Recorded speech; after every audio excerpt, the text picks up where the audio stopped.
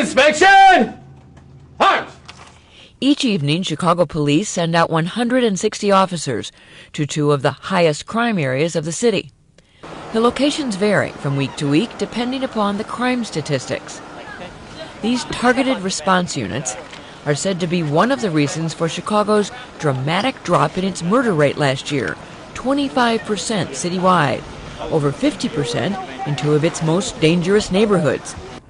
Just 2 years ago, Chicago, with 600 killings, was dubbed murder capital of the United States. Now it can point to the most dramatic murder reduction in the country. What we're focusing on here is a problem between two street gangs. Commander Steve Kalouris heads the Deployment Operations Center. The brain trust of the police department, it's where the decisions are made on where to send the targeted response units. Different calls for service like shots fired or gangs disturbances, we take all that in and then we formulate recommendations for deployment to address the problems before the violence occurs. One of the other high-tech devices that has helped Chicago police reduce the crime rate is the placement of cameras on the top of light poles in neighborhoods where there is a large amount of known narcotic, gang, and firearm-related violence. Sergeant Greg Hoffman, who is one of those in charge of the camera control room, says the cameras can even detect the sound of gunfire. What happens is a visual and auto alert is sent to the crime detection specialist. What happens is the camera will turn in the direction of that gunshot report and zoom in on the location. Cameras have been particularly useful in detecting drug sales.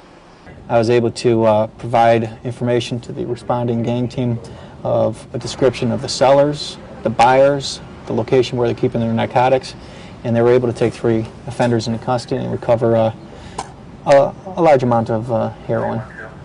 James Jackson, commander of one of the highest crime areas on Chicago's west side, is a big supporter of the cameras.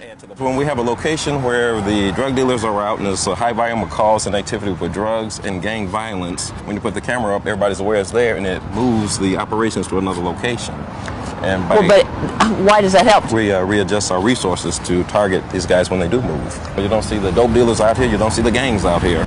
840-661 is a Greenfield sawed-off. The Chicago police are also attacking violence by cracking down on gun trafficking. Last year, cops seized over 10,000 guns. These hands are one of the weapons that police have to stop guns from coming into Chicago. They belong to Sergeant John Hamilton, the best in the nation at what he does. We can't show his face because he works undercover, finding hidden compartments in vehicles that are bringing guns and drugs into the city. Outwardly, it appears absolutely normal. There's no immediate identifiers that you can identify there's a compartment in this vehicle. The sequence to operate this hidden compartment was the rear window wiper on high.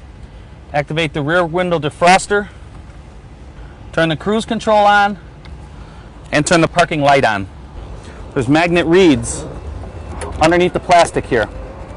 So if you know where to place the magnet, the entire floor raises up. How much will this truck hold? About 100 kilos of cocaine. This would hold 500 handguns, easily. This police video shows what Sergeant Hamilton was able to find hidden in a secret compartment on a previous stop. Hamilton's colleagues in the targeted response units are the ones who stop suspicious cars. Police say these traffic stops are crucial. Gangs are still the largest problem in Chicago, and police say saturating a troubled area with police is the best way to minimize existing or emerging gang conflicts.